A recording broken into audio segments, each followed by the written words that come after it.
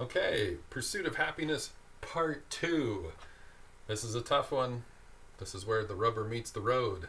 Here we go. The pursuit of happiness is an individual choice. This is an individual choice. Whatever happiness you want to pursue, you pursue it as an individual, and you try and make those choices in that regard. Outside factors limit your choices, but they do not control your choices. And a lot of you will come up with extreme examples that say, oh, what if someone has a gun to your head? Yes, outside factors will put some major limits on your choices. And you say, but do I really have any control? But again, we're going to these extreme examples. What happens most of the time in 99% of people's lives is, and I'm seeing this a lot in America, this idea of fatalism. That there are some sort of outside forces that stop me from pursuing my happiness. But what's really happening here is that fatalism does not really exist. Fatalism is actually an excuse not to deal with reality. Okay? So the examples that I see will be things like they were lucky, or they were just smart. I hear this all the time in the classroom. A student will get a high grade and the other students will look at them and say, oh, they're just smart. And I say, well, what about you? And they're like, well, I'm not. So I can't get a good grade because, I'm not smart. This is fatalism. Because what really happened is these people became smart because they made choices like read the book, study the chapter, do the worksheet, and suddenly, they made a good score on a test.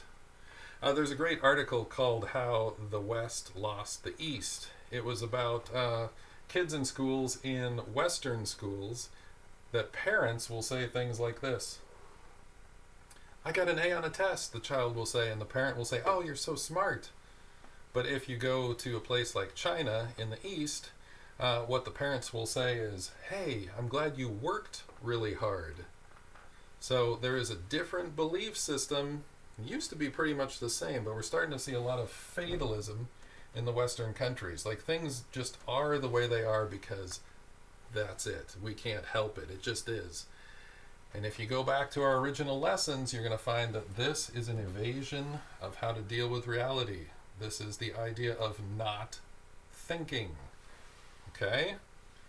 People are just saying they are just smart, they are just lucky, so I don't have to think, I don't have to make choices, things happen to me in life or they don't, but I have no control over those choices, and so I don't have to do anything. This is an excuse not to deal with reality. So, if you watch a great movie by Will Smith, it is called The Pursuit of Happiness. And in there, he finds himself in some tough situations. He's trying to work things out in his relationships. He's got a child. He's trying to keep his job. He's trying to make money and make all these things happen. And he finds that it's a lot of work. But he buckles down. He does the work. He pushes through. He achieves his happiness. And he pursues that happiness. And he makes it happen.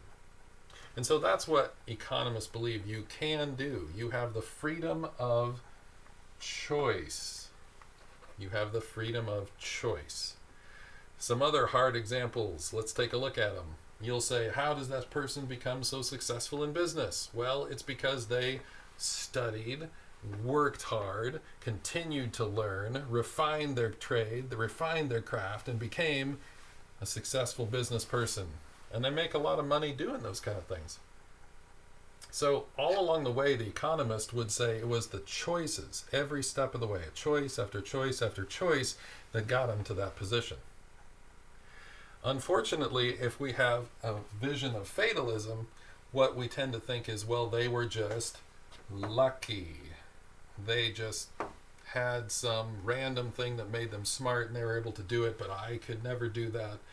But really, if you dig a little deeper, you're going to find what that person is saying is, I don't want to work hard. And I don't want to think. And I don't want to make choices. I just want to take what comes to me and not make the effort. At the same time, you could also have a person who is doing drugs. We've talked about that before, and we'll do so some more here. A person starts taking heroin. They lose their job because they're only high on heroin all the time. They lose their family. They lose their support network. They lose their house. And pretty soon they're over here in the gutter. And people look at that end result and say, how could this possibly happen? What are we going to do about it? And the economist says, well, this is what happens when you evade reality. All along the way, you're making these choices that if you don't change, you're going to end up in this really bad place. So we got to decide, what this is in our society, because if we believe in fatalism, then what we're going to do is we're going to say, well, the people who just, made successful lives, we're just going to have to just take their income and give it to the person over here who has an unsuccessful life, because there was never really any choice along the way. It was just fate. It just happened.